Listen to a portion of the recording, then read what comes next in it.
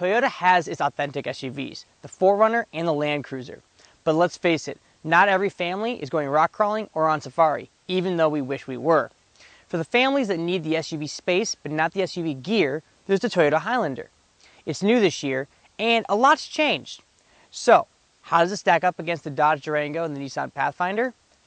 Hi, I'm Joel Fetter, and we'll take a look in this latest video road test of the 2014 Toyota Highlander.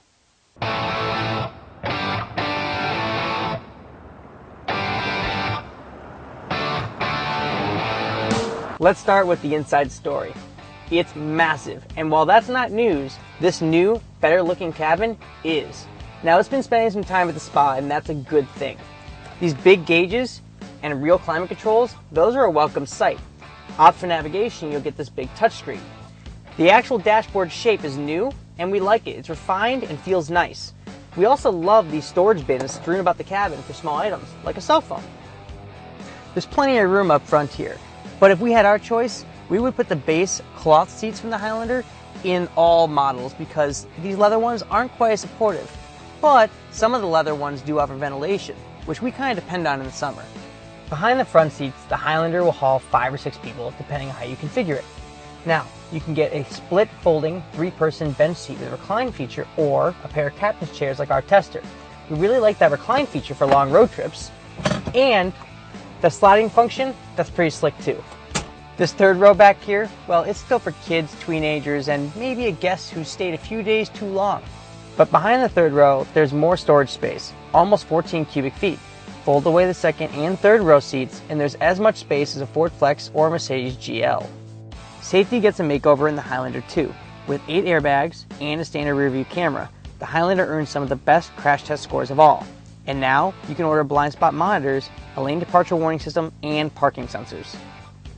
The Highlander returns with the same powertrain as last year, but it actually performs better thanks to improved ride and handling. Now, the base powertrain is a 4-cylinder engine rated at 185 horsepower.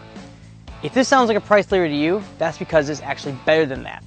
Unfortunately, it'll be kind of tough to find in showrooms. There's also a Highlander Hybrid with 280 net horsepower and a CVT, but it's an expensive way to get better gas mileage.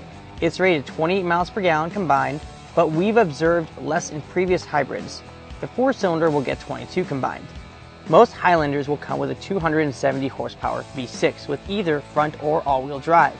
This version is not the quickest crossover we know, but it'll get the job done while turning in 21 miles per gallon on average and towing up to 5,000 pounds. The V6 Highlander is the most versatile performer, but across the board, this crossover has better road manners than before. The suspension has been reworked and there's less body motion and a better controlled ride.